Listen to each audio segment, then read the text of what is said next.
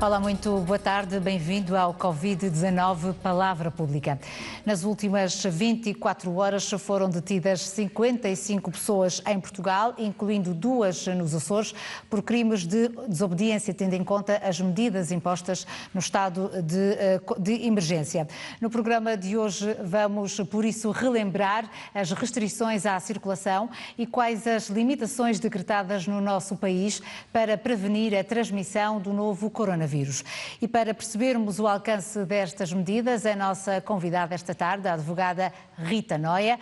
A situação excepcional que se vive e também a proliferação de casos registados de contágio de Covid-19 exigiu a aplicação de medidas extraordinárias e de caráter urgente de restrição de direitos e liberdades, em especial no que respeita aos direitos de circulação e também às liberdades económicas. Estado de emergência, o que não posso fazer? É a pergunta que lhe colocamos esta tarde aos espectadores, mas também aos ouvintes. Colocam-nos, por isso, as suas questões e as suas dúvidas para o 296 20 27 67. E esta sexta-feira recebemos a advogada Rita Noia. Muito boa tarde, bem-vindo ao Covid-19 Palavra Pública. A 18 de março, de facto, o Presidente da República decretou o estado de emergência em todo o território nacional, tendo em conta também a evolução do contágio do novo coronavírus. Esta foi uma medida excepcional, nunca antes decretada na história da democracia portuguesa. É importante que percebemos que esta é uma medida de caráter excepcional para percebermos também aqui a importância das medidas decretadas. Exatamente. Aqui, boa tarde. Antes de mais, gostava aqui de agradecer o vosso convite e é importante aqui percebermos que estamos perante um estado de exceção. Portanto, é um estado de exceção que a última vez que foi utilizado um estado de exceção em Portugal foi em 25 de novembro de 1975 pelo Presidente da República, Data Costa Gomes. Assim sendo, é isso para verem aqui a excepcionalidade deste regime e o regime que foi aplicado não foi o estado de emergência, mas foi sim o estado de sítio.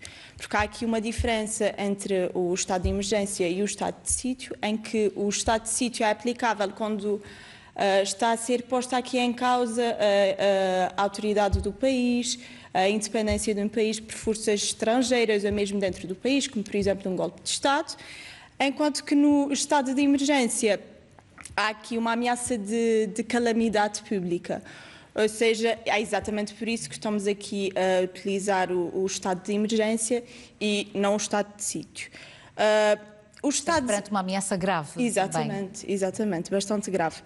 O estado de emergência e qualquer um dos 2 estados de exceção estão previstos na Constituição da República Portuguesa. Tem uma lei própria que os regula em sentido geral, não especificamente aqui para o Covid-19, mas em geral, que é a Lei 4486 de 30 de setembro. Portanto, vem aqui diferenciar o estado de emergência e o estado de sítio e vem, portanto, elencar quando é que isso é aplicável e quando não é aplicável. E Rita Noia, a maior parte dos portugueses, de facto, nunca viveu numa situação como estas, em que tem sido decretado o estado de emergência. Esta situação de exceção, também há garantia que nós temos dos nossos direitos, dado como adquiridos para a maioria de nós, durante a vigência da Constituição, faz com que muitas pessoas ainda não percebam a gravidade da situação e, sobretudo, o caráter obrigatório das medidas decretadas durante este período. Exatamente. Aqui nós temos que perceber que o decreto que foi publicado parte aqui em 3 sectores as populações, ou seja, existe, em primeiro lugar, as pessoas infectadas e as pessoas com vigilância ativa que não podem sair de casa porque senão estarão a cometer aqui um crime de desobediência. Temos os chamados grupos de risco, que são pessoas com especial aqui dever de vigilância, por assim dizer, que são aquelas pessoas maiores de 70 anos, pessoas com doenças crónicas como, por exemplo, hipertensos, diabéticos, pessoas com problemas de respiração crónicos.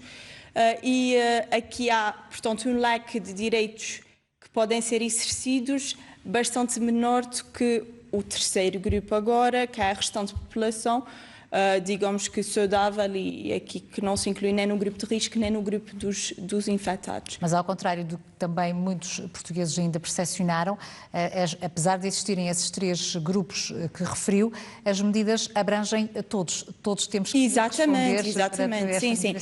Isto aqui acaba por ser, há um leque de medidas mais e menos restritivas de exceções, porque a regra é ficar em casa, mas há aqui exceções que podem ser utilizadas pelas pessoas, pelos diferentes grupos que já referi, mediante necessidades urgentes, ou seja, a necessidade de aquisição de medicação, a necessidade aqui de aquisição de bens alimentares, por exemplo, que só devem ser, as pessoas basicamente só devem sair à rua se tiverem mesmo a necessidade disso, e quando saírem à rua que tentem fazer o máximo de, por exemplo, medicamentos. Não vale a pena ir à farmácia todos os dias buscar medicamentos, que se leve num dia aquilo que se necessita para 1 ou 2 semanas, porque é isso que o decreto assim o pede. Que a regra é o isolamento social, é ficar em casa. Evidentemente que não foi de ânimo leve que o Governo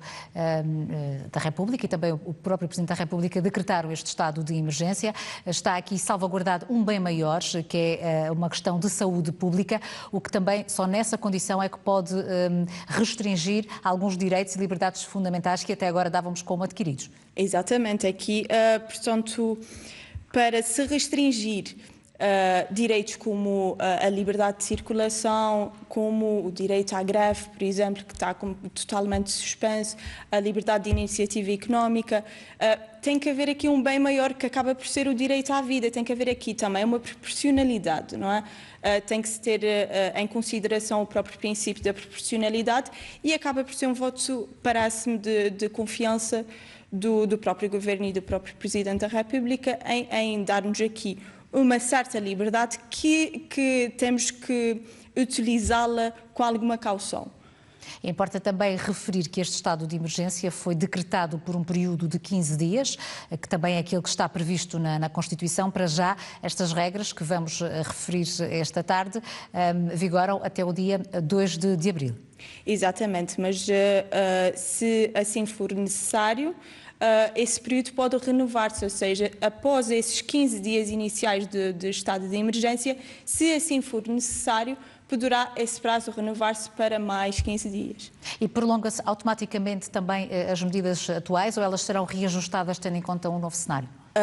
Aí vai depender das responsabilidades de cada um e se a atual legislação está ou não a ser cumprida, porque a legislação em vigor neste momento pode ser alterada para uma legislação mais restritiva. Por isso a pergunta que colocamos também aos açorianos esta tarde é precisamente o que é que não podemos fazer perante estas condições, para este estado de emergência que vigora no nosso país. Vamos dar também a oportunidade aos açorianos de colocarem as suas questões. Ouvimos em primeiro lugar o Mário Costa, da ilha de São Miguel. Muito boa tarde, Mário Costa. Ora, boa tarde, grande jornalista, penso que é Santos, não é? Vera Santos. E a doutora Rita Noia. Será certo os nomes? Está correto, está correto. É o seguinte, a minha preocupação está centrada nos maus hábitos que muitos açorianos praticam, nomeadamente os micalenses, que é realmente continua a haver pessoas a cuspir para o chão. E essas pessoas, a fazerem isso, não têm consciência do mal que estão fazendo, por muitas razões. Primeiro que o calçado, seja ele sapatilhas, botas ou sapatos, levam aquilo na sola para casa. E há muita gente que não tem a prática, atualmente, de tirar os sapatos logo na soleira da porta, lavar a sola, desinfetar e ter outros adereços para andar em casa. Porque isso é uma coisa que me preocupa muito. Vi ainda esta semana jovens na cidade de Ponta Delgada, no parque ali de frente do Mercado da Graça, apanhar beatas de cigarros, a desfazer e a pôr num saco plástico, para depois, a posterior, a fumar. Isto é um crime público. Ou seja, não sabe, não tem consciência do que estão a fazer. Isto é realmente uma coisa que não compreendo nas eras de 2020, em pleno século XXI, ainda se continua a fazer isso. Há 500 anos, a Vila de Ponta Delgada foi assolada pela peste, que é uma epidemia muito parecida com esta.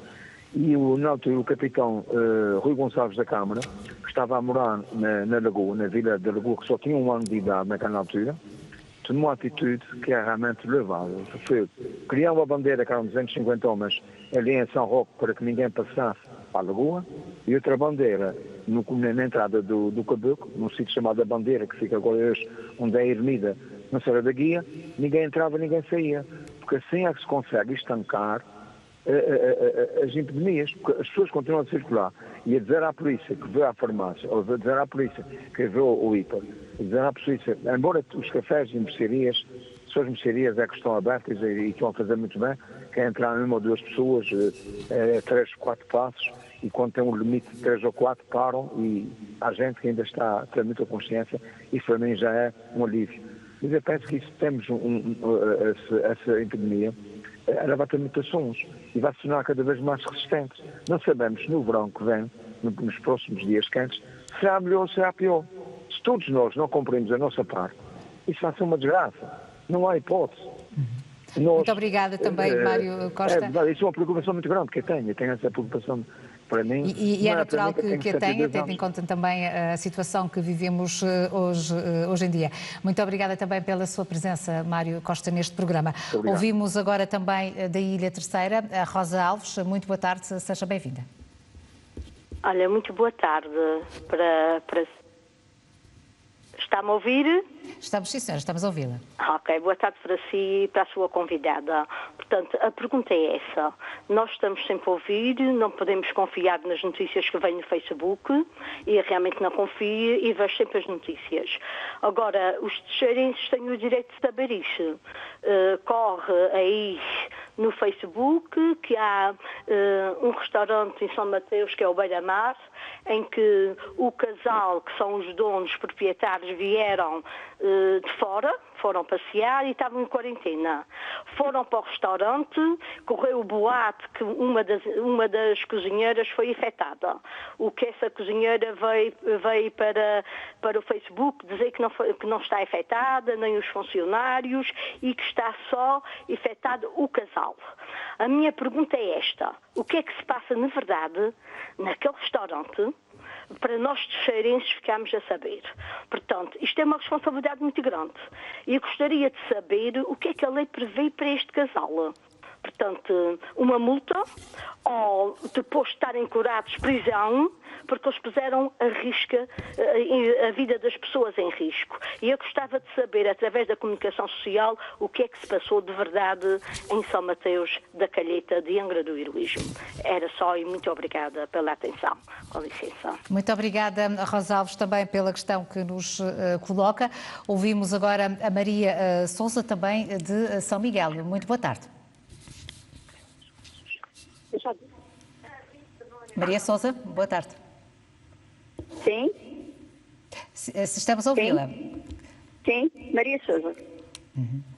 Qual é a questão que também tem para nos colocar neste programa? Ora, é o seguinte. Eu aqui na minha casa tenho tido todos os procedimentos que deve ser. Descalçamos os sapatos, quer dizer, não sei, eu estou fechada em casa. A minha filha que mora comigo, eu sou uma pessoa de 76 anos, ela está a trabalhar através de casa, mas eu tenho uma neta que tem que ir fazer algumas compras e o namorado da minha filha também tem que ir sair para fazer algumas compras. Acontece que eles chegamos a casa, eles chegam a casa, descalçam os sapatos, desinfetam-se. Agora é assim, nós pensamos que através da próxima semana que vem, vão dar a buscar filho através do Solidar. E a minha pergunta é o seguinte: quem me garante que as pessoas que nos vêm trazer os nossos mantimentos para casa, as hortícolas, tudo o que a gente precisa, não traz o vírus lá. Apesar de nós termos tudo de infecção aqui em casa e sermos todos muito... então temos uma grande exigência para connosco. Quem nos garante? Será que o vírus também vem em tudo o que a gente manda buscar? A minha pergunta é esta. Será que não estamos livres? Não, eu penso que não. Muito obrigada também, Maria Sousa, pela sua questão. Já teremos a oportunidade também de responder. Antes disso, vamos ouvir a Daniela Amaral, também de São Miguel, que certamente terá uma outra dúvida para nos colocar. Muito boa tarde, Daniela Amaral. Sim, boa tarde. É assim, a dúvida que eu tenho é o seguinte: o governo lembrou-se de ter coisas em prioridade, as coisas mais necessárias, eu concordo. Sendo que a papelaria é uma coisa necessária? Eu acho que não. Tendo em conta que clientes que vão para a maternidade que precisem de pijamas, pantufas, cuecas, pianos, coisas mais necessárias e têm lojas fechadas, eu acho que eu não concordo com isso. Como é que eu posso ajudar esses tipos de clientes? Era esta a pergunta que eu gostava de perguntar. Muito obrigada também, Daniela Manel, pela questão que nos colocou. Ouvimos agora também a nossa convidada, a Rita Noia. Temos aqui um conjunto diferenciado de questões colocadas pelos telespectadores e também ouvintes da Antena 1. O Mário Costa mostrou aqui a preocupação ainda com alguns hábitos de higiene que ainda não estão devidamente consolidados, mas sobretudo referiu aqui a imposição de uma restrição, barreiras físicas. Também em São Mateus, na Ilha Terceira, o Presidente da Junta de Freguesia já referiu se continuassem a existir casos de transmissão local que iria fechar a freguesia. É possível também as autoridades locais, tendo em conta a evolução da transmissão do vírus, procederem desta forma, fazerem essas barreiras físicas? Quem terá que decidir acerca disso não serão naturalmente as autarquias locais, mas isso terá de partir do próprio governo. Mas aqui, relativamente aos hábitos das pessoas, nomeadamente os hábitos de higiene, portanto, para já e de momento não há aqui qualquer tipo de crime, nem de crime de desobediência. Já quanto à questão da senhora Rosa Alves, já pode haver aqui, relativamente àquele casal do restaurante, já pode haver aqui algum crime de desobediência, porque se as pessoas vieram do exterior da região autónoma dos Açores, seriam pessoas com vigilância ativa, portanto, obrigadas a ficar em casa. Se essas pessoas seguiram a sua vida normal, terão a incorrer, neste caso aqui, num crime de desobediência, que pode ter uma pena de 1 ano de prisão e 120 dias de pena de multa, e se for qualificada, poderá até ter 2 anos de pena de prisão e 240 dias de pena de multa. Aí já é uma situação diferente e que já preenche aqui requisitos legais da desobediência e do crime de desobediência. Também em relação aos restaurantes e aos cafés, têm ordem para estar fechados, a não ser que de facto façam esse serviço de takeaway. Os cafés que ainda estejam abertos, a polícia, as forças de segurança pública poderão também intervir para obrigar ao seu encerramento e nesse caso também são decretadas coimas ao infrator. Exatamente. Aqui, portanto, o crime de desobediência também pode ser aqui aplicado a pessoas coletivas, nomeadamente a empresas que sejam proprietárias dos cafés, e pode até ser imposto aqui uma medida acessória de encerramento e podem ser efetivamente coagidos a fechar. No entanto, mesmo no takeaway é necessário um cumprimento de regras de higiene e segurança, como também colocava a questão a Maria Sousa, para que não se propague o vírus através daquilo que chega até às nossas casas, ao domicílio. Claro, exatamente. As questões de higiene e segurança sempre tiveram aqui presentes, mesmo antes da pandemia, sempre tiveram que ser cumpridas e sempre foram fiscalizadas pelas entidades competentes. Agora ainda será de maior importância esse tipo de fiscalização e, na minha opinião, devia ser uma fiscalização ativa. Por exemplo, a opção de pagamento via multibanco e não em numerário também, uma das regras que está a ser praticada estes dias. Vamos agora, neste programa Covid-19, Palavra Pública, ao encontro de mais espectadores e ouvintes. Ouvimos esta tarde o Duarte Fernandes, da Ilha Terceira. Muito boa tarde, seja bem-vindo. Boa tarde, Sr. Jornalista. Muitos parabéns realmente por estar a apresentar este programa, visto que é um programa muito interessante e visto que as pessoas estão a este horário, mas também quando não estiver neste horário, quando tudo realmente estiver bem, que seja após o telejornal, que isto é muito interessante para os açorianos todos participarem. A minha primeira pergunta, o que não pode fazer? Na generalidade eu estou a fazer tudo é cumprir aquilo que está no estado de emergência, mas por um lado isto até foi bom, porque tínhamos democracia a mais. As pessoas não respeitavam os pais, as pessoas não respeitam a polícia. Enfim, há uma certa dessa juventude que eu também não acho bem, mas acho que essa juventude abusa demais da liberdade mais que nós temos. E o mal do vírus veio combater um bocado isto. As pessoas estão mais fechadas em casa e talvez tornam-se com mais educação, respeitar aquilo que tem que respeitar, porque o estado de emergência é tudo bom para toda a gente. Porque agora eu estou muito contente com a questão das pessoas virem no avião e serem retidas num autocarro e irem juntamente para um hotel. O que isto a nós pode dizer, as pessoas estão a passar bem e estão a usar. Não, isto aí dá uma certa segurança a nós. A gente fica menos nervosos, não ficamos tão apreensivos. Portanto, isso portanto, há pessoas que também, o que não posso fazer, é que estão em casa. É uma alerta que eu faço e à Segurança Pública e à GNR que fossem atrás das pessoas, porque as pessoas não precisam ir à farmácia todos os dias, podem ir à farmácia comprar uma medicação para um mês. Portanto, e ver realmente essas pessoas, porque essas pessoas estão a abusar da bondade, não estão restritas em casa e, portanto, isto é uma falta de respeito ao nosso estado de emergência que está. E a senhora advogada, digo que ainda vou ficar mais contente ainda com mais 15 dias que vamos ter que o Sr. Presidente da República vai fazer para ver se realmente as pessoas aprendem a estar na vida para o bem da nossa sociedade. É só a minha pergunta. Obrigada, Duarte Fernandes, também pela sua intervenção. Ouvimos agora o Hugo Henriques, a partir da cidade de Beja. Muito boa tarde, seja bem-vindo também ao nosso programa. Boa tarde. Nós fomos aqui mentalmente de açorianos e nós foi-nos pedido, no início de toda essa pandemia, foi-nos pedido para nós ficarmos nos locais onde estudamos, para também evitar o contágio, para evitar levar pousa suja e assim a questão do Covid-19. Mas agora a nossa questão é, existe algum tipo de apoio do Governo, algum plano do Governo que apoie os alunos que estão fora? Algum plano que existe alguma possibilidade de levar esses alunos com todas as medidas de precaução de volta para os Açores? Porque pronto, não é fácil, como devem imaginar, não é fácil para alunos estarem longe dos pais e estarem a viver num sítio sozinho onde tem muitas restrições, onde não podemos sair de casa para nada, a não ser farmácia, hospital, compras. Muito obrigada, Hugo Henriques, também pela sua participação, a trazer aqui uma nova abordagem também ao nosso programa. Muito obrigada. A Rita Noia, começamos pela questão do Duarte Fernandes.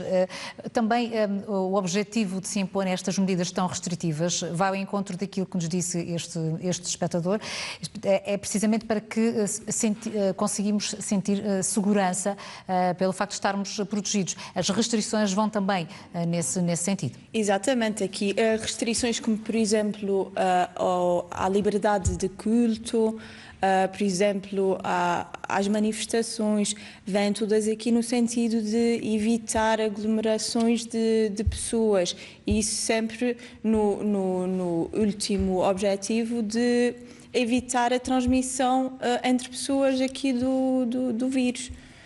Mesmo as saídas em grupo, até para uma caminhada, têm regras diferenciadas. Pode sair para um pequeno passeio, mas de forma isolada e mantendo a distância de 2 metros para as outras pessoas. É importante que isso também seja cumprido, porque pode ser considerado uma infração. Exatamente. Aqui, portanto, o diploma legal vem sempre estabelecer aqui algumas exceções ao recolhimento domiciliar. E nas exceções que apresenta, por exemplo, curtas deslocações para efeitos de exercício físico, imediatamente a seguir vem proibir, aliás, a junção de grupos para a prática de desporto. A junção de grupos para o que quer que seja, porque esse é aqui o objetivo máximo a cumprir. Para evitar aqui, o que não se quer aqui é a dissipação do vírus, e para isso é que servem essas medidas.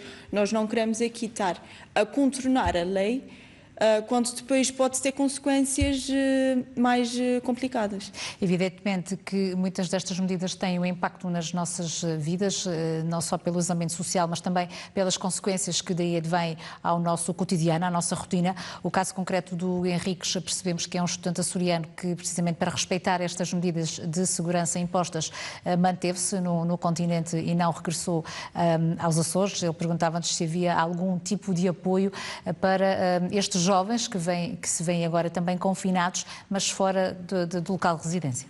Eu volto aqui novamente às exceções que são permitidas ao cidadão normal e o regresso ao domicílio fiscal, nomeadamente todos os estudantes açorianos, até para obterem os apoios de viagens, têm o seu domicílio fiscal nos Açores, e o regresso ao domicílio fiscal é uma das exceções aqui da permanência na habitação e de ficar em casa. Portanto, existe aqui um direito das pessoas voltarem à sua casa, mas claro que isso acarreta aqui algum tipo de risco. Por exemplo, uma deslocação de Beja para Lisboa, para um aeroporto que é um centro de possível contágio, não sei, mas penso que assim será. E depois o consequente transporte de avião, numa nave em que não há grande distância entre as pessoas. Até acredito que os aviões não devam estar lotados, mas... há sempre um risco. Exatamente, há sempre um risco. Independentemente disso, as novas medidas aqui tomadas do isolamento de pessoas que vêm do exterior em hotéis aqui acaba por ser uma mais-valia, porque impede aqui a transmissão da doença para os familiares que vivem na casa dos estudantes. Desde ontem que terão que ficar confinados no isolamento profilático numa unidade hoteleira, quer se dirijam para São Miguel ou para a Ilha Terceira. Foram 7 os direitos fundamentais, se assim podemos dizer, que foram suspensos com o estado de emergência. O deixar de podermos circular livremente pelo país é o que causa aqui maiores dúvidas, porque todos nós temos essa regra agora para ficar em casa, podemos apenas sair com determinadas exceções. Uma delas é precisamente para nos dirigirmos para o local de trabalho, para quem não pode estar a fazê-lo no regime de teletrabalho. Alguns países já solicitaram que esses trabalhadores terão que se fazer munir de uma declaração para comprovar às autoridades que de facto se dirigem para o local de trabalho. Em Portugal, como é que está a funcionar neste caso? Atualmente não existe qualquer tipo de declaração que as pessoas possam transportar consigo para irem exercer a sua atividade profissional. De qualquer forma, não será difícil provar aqui a uma autoridade que esteja aqui em algum tipo de fiscalização.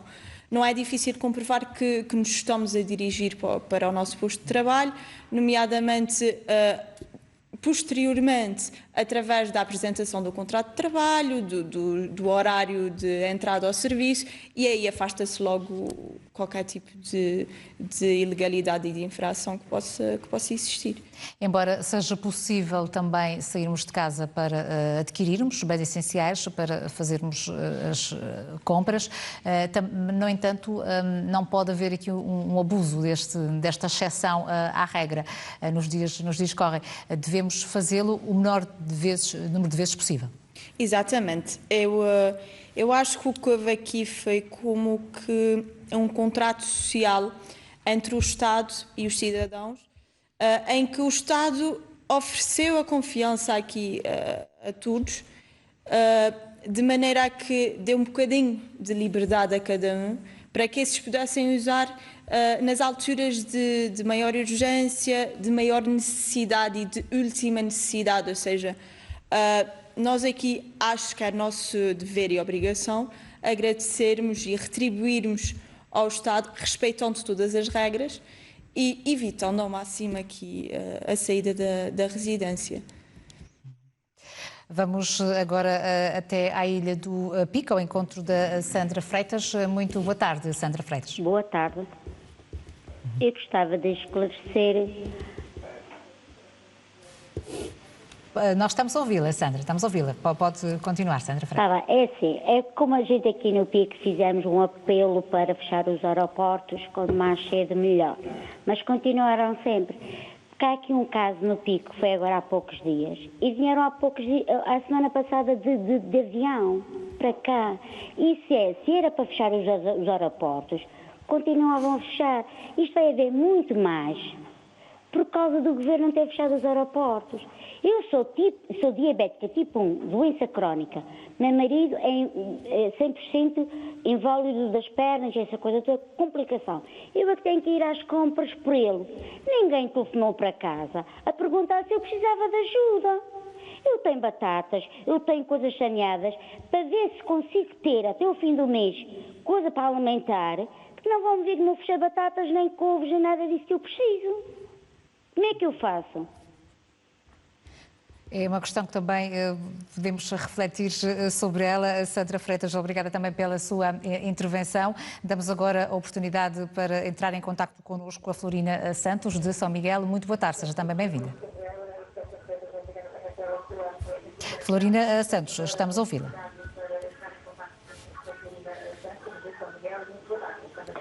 Boa tarde, Nena.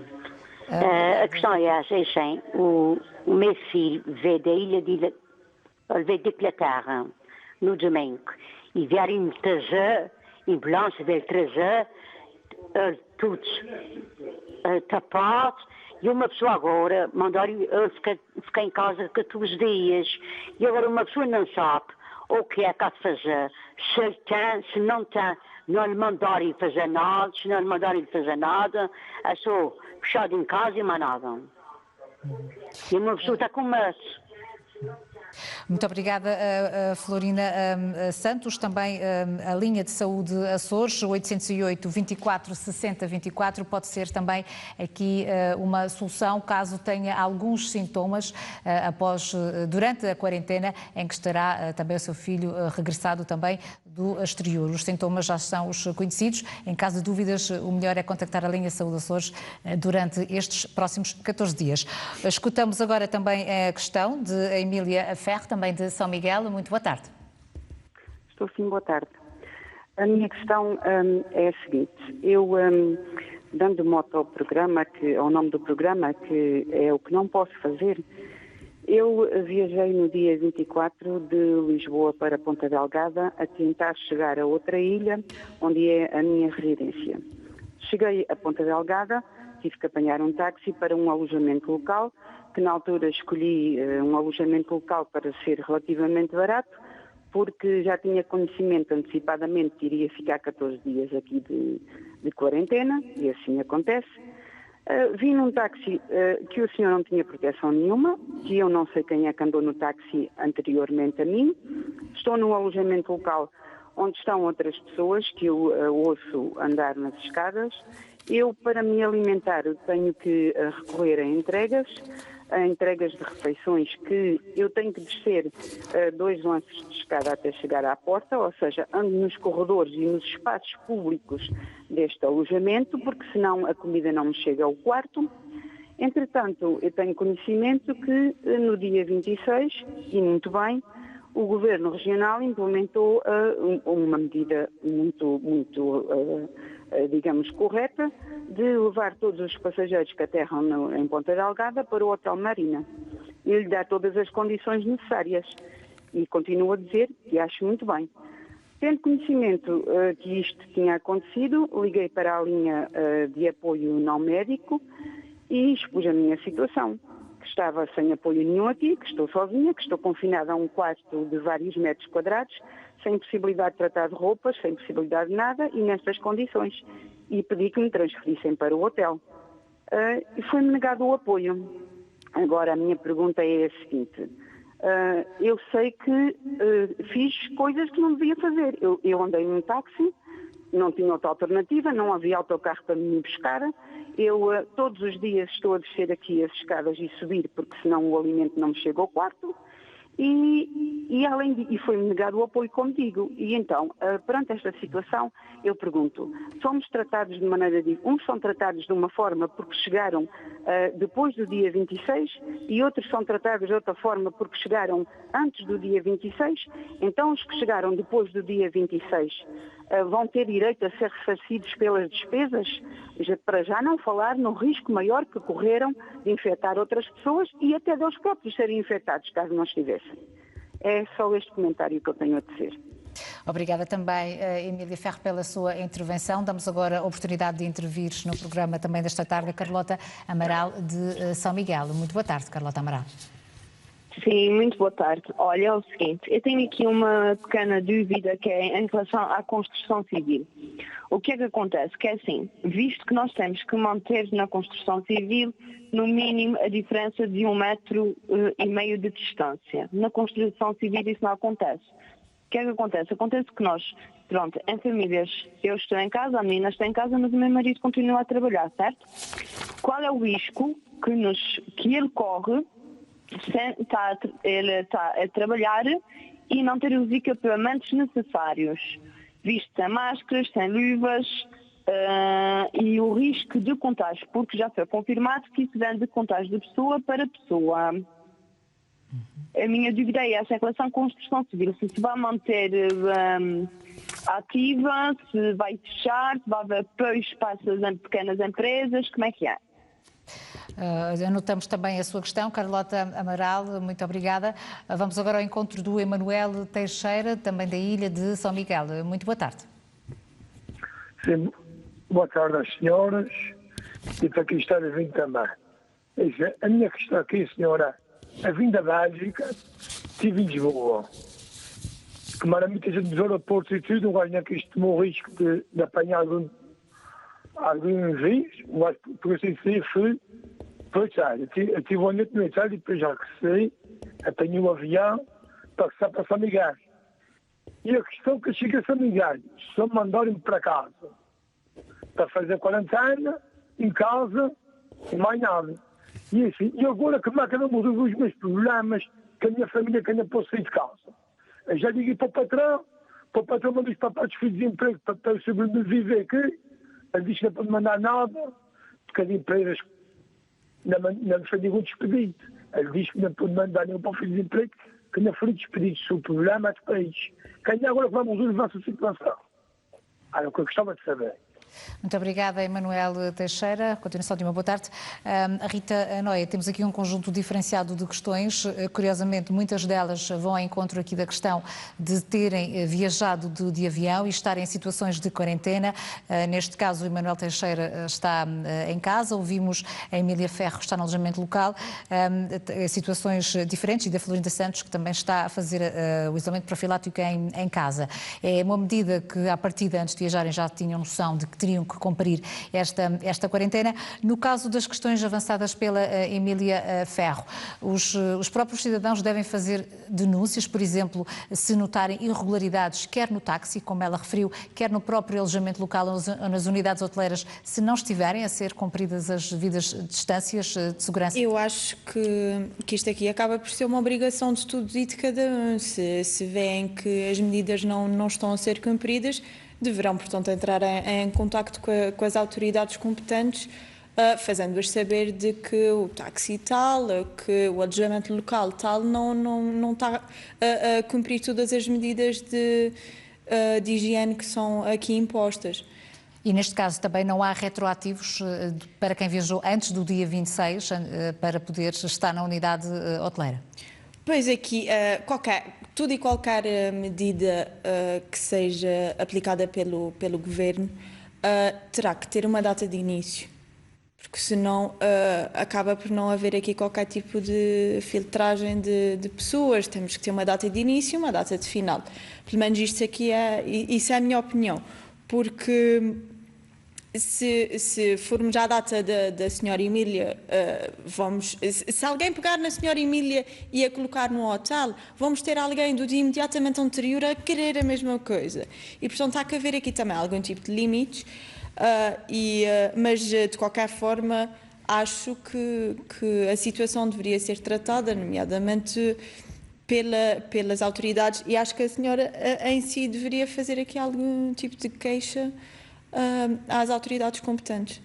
Também a Sandra Freitas do Pico referia aqui as ilhas que agora estão também suspensa a ligação aérea e até marítima, colocando aqui a questão do abastecimento dos produtos. Isto é um problema que as autoridades estão também a tentar garantir, que mesmo não existindo aviões para transporte de passageiros, continuam a existir o transporte de mercadoria e de carga. Exatamente. Até se no caso que aconteceu de haver algum tipo aqui de greve que impedisse o transporte de bens de consumo, o próprio governo pode vir a requisição civil, obrigar pessoas tanto a não trabalhar como a trabalhar. E nesse caso, se os trabalhadores, nomeadamente os trabalhadores que efetuem esse tipo de transporte, não cumprirem, incorrem novamente num crime de desobediência. Porque essa também é uma das medidas que está decretada no plano de emergência. São voluntários, uma espécie de voluntários à força, os trabalhadores que, abrangidos por esta requisição civil, terão que cumprir essas medidas, como também está a acontecer, por exemplo, nos portos. Exatamente. É exatamente isso que está a acontecer nos portos. Portanto, os trabalhadores que lá trabalhavam estavam de greve e tinham direito a fazê-lo. O direito à greve, exatamente. O direito à greve, entretanto, com o estado de emergência foi suspenso e, assim sendo, mesmo que assim o quisessem, veio o governo fazer a requisição civil para que eles prontamente voltassem ao trabalho, porque aqui tem que haver o abastecimento de ilhas como as nossas, como a Madeira, porque não temos aqui uma autossuficiência que nos permita ser aqui totalmente fechados e, por assim dizer, independentes do continente. Já voltamos a conversar. Rita Noia, vamos agora ao encontro do José Ferreira, que nos acompanha a partir de Lisboa. Muito boa tarde, José Ferreira. Muito boa tarde. Em primeiro lugar, gostaria de dar os parabéns à RTP por esta iniciativa em que permite a participação dos telespectadores. É sempre uma excelente forma de nos fazermos ouvir e de conseguirmos transmitir as nossas preocupações.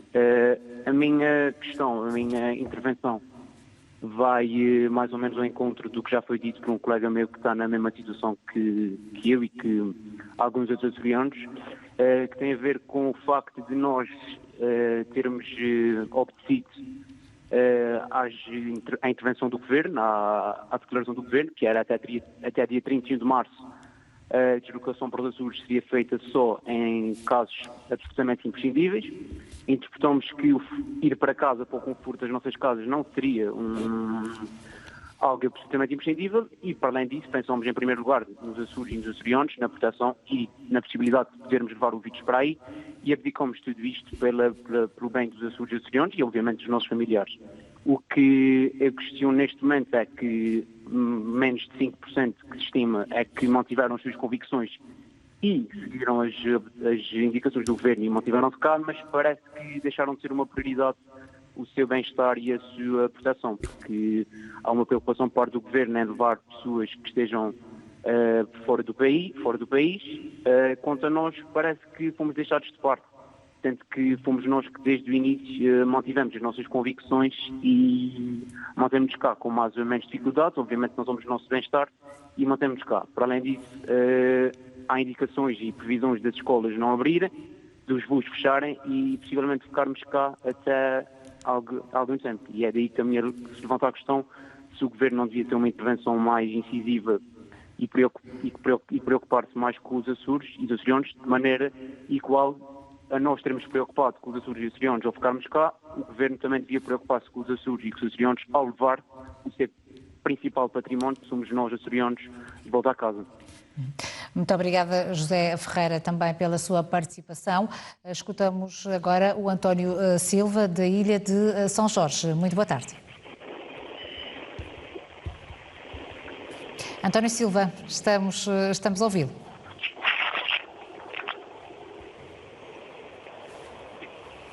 António Silva, da ilha de São Jorge, muito boa tarde. Consegue ouvir-nos? Boa tarde. Desde já, parabéns pelo programa e a minha questão era a seguinte. Eu trabalho com um caminhão a fazer a recolha de lixo.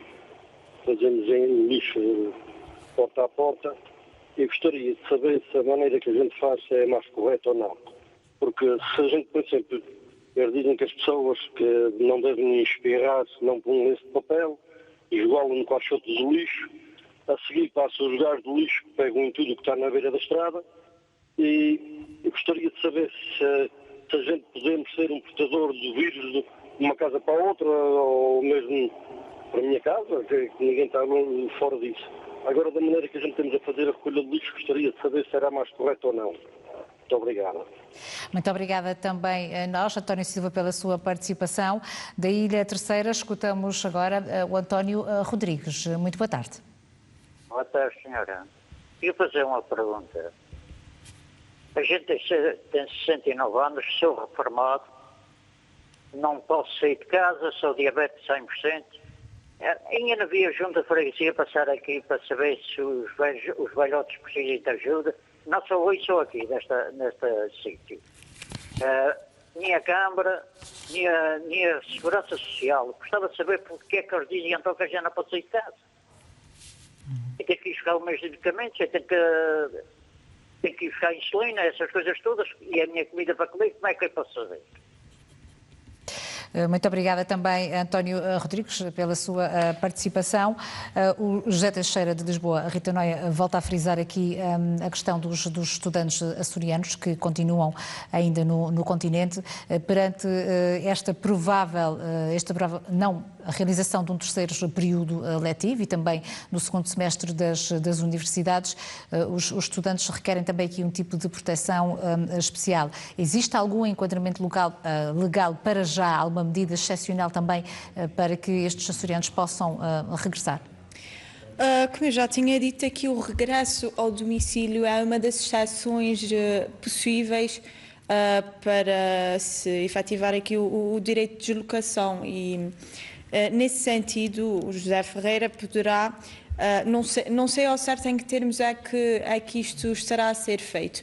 Mas, antes de mais, gostava de dar aqui os parabéns a todos os estudantes que se mantiveram, aliás, firmes e irtos no continente para não prejudicarem as suas famílias ou não contagiarem ninguém do seu agregado familiar. Mas agora, ao que parece, já não correm tanto esse risco. Portanto, se deslocarem para os Açores, ficarão em isolamento no hotel, não havendo aqui o risco de contágio às famílias e, portanto, acho que é uma boa hipótese para o Governo considerar, visto que, ao que parece, apenas 15% dos estudantes ficaram no continente e acho que seria uma boa medida por parte aqui do Governo regional ajudar esses estudantes que se mantiveram no continente por respeito aos açorianos que vivem nos Açores e para evitarem um contágio aqui. Neste caso, regressariam, estariam em quarentena, mas estariam também a salvaguardar a família estando na unidade hoteleira. Também esta questão dos serviços públicos essenciais ficam garantidos, as autarquias e também as autoridades locais mantêm também a prestação destes serviços. Os resíduos sólidos urbanos é precisamente a recolha do lixo, um dos serviços que se mantém a decorrer dentro da normalidade, mas estão também previstas novas regras que são solicitadas, que é solicitada à população para a forma como deve embalar o lixo agora para recolha. Este é um serviço que tem que se manter e essa questão do António Silva de São Jorge para se sentir protegido. Aqui temos que apelar ao bom senso de todos que de facto tenham cuidado em isolar muito bem e mais sobretudo nesta fase os resíduos sólidos. Também por respeito às pessoas que estão a trabalhar e que estão no exercício das suas funções e que estão a pôr o país aqui a funcionar. Porque se não houvesse aqui esse sistema de recolha e tratamento dos resíduos, íamos estar numa situação bem desagradável e bem mais complicada, mesmo em termos da dispersão aqui da doença. O António Rodrigues da Terceira questionava se tem que se manter isolado de quarentena, embora esteja saudável, mas faz parte de um grupo de risco pela idade, por isso o isolamento social é mesmo uma condição para se manter em segurança. Exatamente. Eu tenho aqui, tenho-me apercebido que as pessoas estão à espera do contacto das entidades, mas talvez através das próprias atribuições aqui das autarquias locais, que deverão promover e salvaguardar os direitos dos seus cidadãos e das suas populações, deveriam elas próprias ligar para as autarquias locais para, por exemplo, se sou considerada uma pessoa de risco, não tenho aqui algum receio em dirigir-me à farmácia. Mediante as atribuições aqui, por exemplo, das juntas de freguesia, poderão as pessoas fazer uma chamada à junta de freguesia a requerer que a própria junta de freguesia faça a recolha de medicamentos ou de bens alimentares para entregar àquela pessoa que está integrada num grupo de risco. E que não pode sair de casa. Exatamente. Acho que era uma boa medida até para as próprias autarquias locais, até reunirem jovens que, portanto, estão confinados em casa, mas que não fazem parte de qualquer tipo de grupo de risco e, portanto, dar-lhes assim um sentido em ajudar as pessoas que não se podem aqui deslocar das suas residências por risco de contágio. Vamos continuar a ouvir os açorianos que entram em contacto connosco. Seguimos ao encontro do José Andrade de São Miguel. Muito boa tarde, seja bem-vindo. José Arruda, peço desculpa, de São Miguel. Sim. Boa tarde. Eu queria referir-me porque nós aqui em São Miguel, essa ilha está com deserto, e se não se vê ninguém, está tudo fechado e isso tudo. Eu sou lavrador e aqui em São Miguel praticamente são 90% das pessoas que estão a trabalhar são lavradores. E agora, qual é os cuidados que a gente tem que ter? Nós somos obrigados a ordenhar vacas na nossa ordenha, uns com 2, 3, outros com 2. E isto está complicado e não ouço falar nada nos lavradores, nem nada. Eu só ouço falar que está tudo fechado. Há lojas, supermercados, tudo. Isso assim, isto está muito complicado porque ninguém olha para a gente. Eu não sei. O que eu vejo nessa ilha é um deserto e isto está tudo... Eu não sei, está tudo fechado, está tudo feio e só trabalha aqui a gente que é da agricultura e da lavoura e isso tudo. Eu não vejo assim uma coisa que, não sei, que as pessoas têm a falar e nada. Eu não sei, eu não compreendo bem a situação disso tudo. O que eu vejo é que as pessoas praticamente, tudo está fechado, há cafés, há lojas, tudo está-se... E nós somos obrigados ordenhar vacas juntos, pronto, tem que ser mesmo, e vender leite de um lado e do outro, e no resto. Acontece isso assim, pronto. Eu não vejo ninguém falar na lavoura, nos lavradores, eu não vejo ninguém. Isso era a minha pergunta, era essa, porque muito isso obrigada. A maior parte só se vê é a lavoura. Aqui na nossa terra está tudo fechado praticamente, e vê-se a lavoura a trabalhar. Medicações para lavouras, de tudo, é isso tudo, é o que se vê na ilha. O resto está tudo assim. Como é que a gente consegue viver numa situação dessas?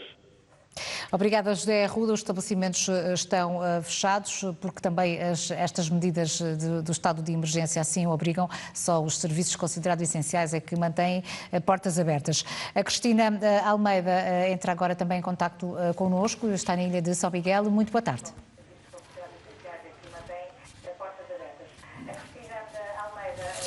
Muito boa tarde, Cristina Almeida. Boa tarde.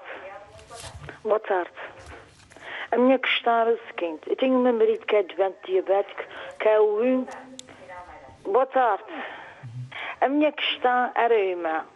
O meu marido, ele é diabético, crónico,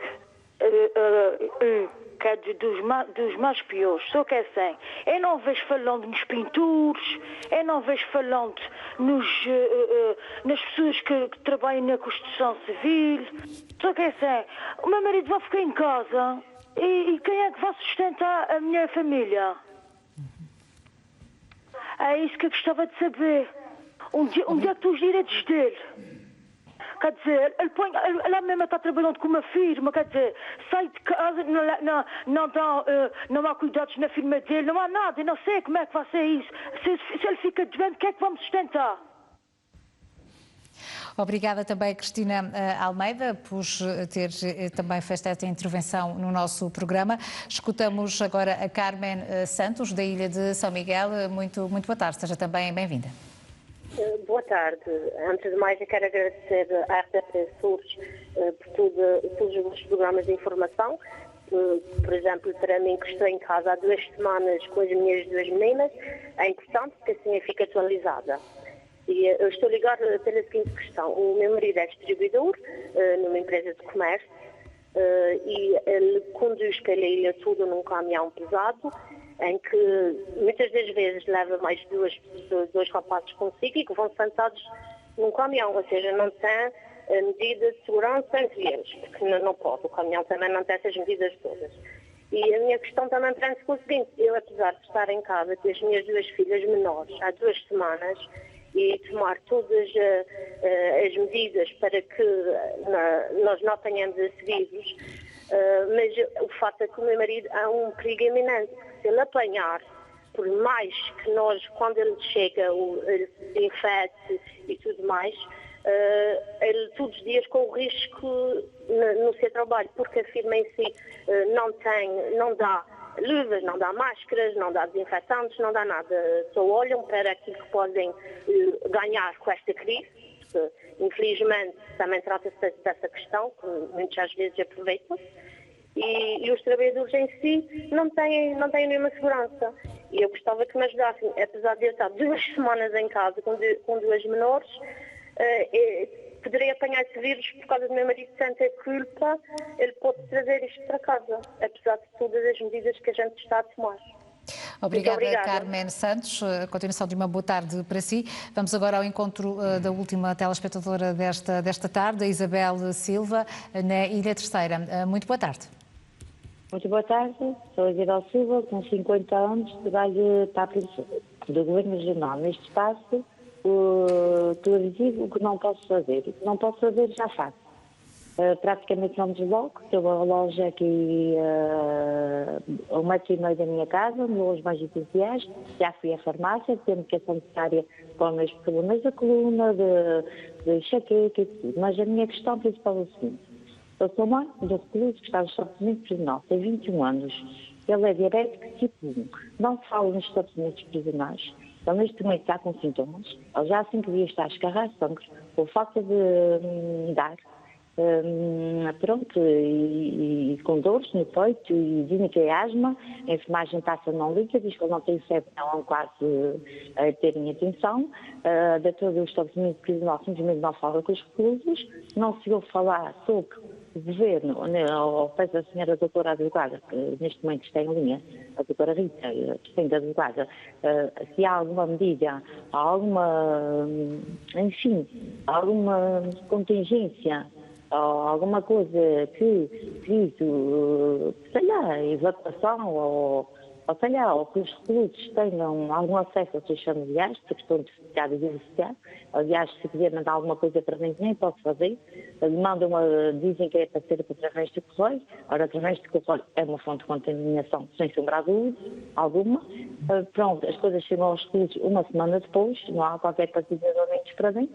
E pergunto ao Governo Regional, ao Secretário Regional da Saúde, o que é que tem como medida para estas situações. Muito obrigada também, Isabel Silva, pela sua participação neste programa. Rita Noia, se calhar começávamos pelo fim, precisamente por esta questão. O filho que é recluso, que tem estes problemas de saúde, evidentemente um estabelecimento prisional, também pelo confinamento físico, também está sujeito a estas regras de segurança, também está fechado para visitas, o que pode dificultar aqui mais o acompanhamento do filho, mas, no entanto, em situações de saúde, evidentemente, terão o devido acompanhamento. Claro. A própria instituição, o próprio estabelecimento prisional aqui deverá, por si só, diligenciar para que sejam feitos aí alguns exames para ver o que é que realmente se passa com com o filho da senhora Isabel. Mas relativamente a isso, portanto, nós temos aqui também dados suficientes para esmiuçar quais são as medidas que os próprios estabelecimentos prisionais devem tomar, sendo que estão em isolamento por si só. Tirando a entrada e saída, portanto, dos guardas prisionais, estão em isolamento, mas claro que seria muito complicado se um vírus deste tipo entrasse dentro de um estabelecimento prisional. Também deverá contactar as linhas de apoio para também conseguir que as autoridades algumas destas respostas e nas outras questões que nos foram colocadas, os equipamentos de proteção individual, quer na construção civil, quer em outros setores, são também aqui a forma ideal para a prevenção do contágio. Muito obrigada, Rita Noia. Foi um gosto tê-la no Covid-19 Palavra Pública. Continuação de uma boa tarde para si. Obrigada. Muito obrigada.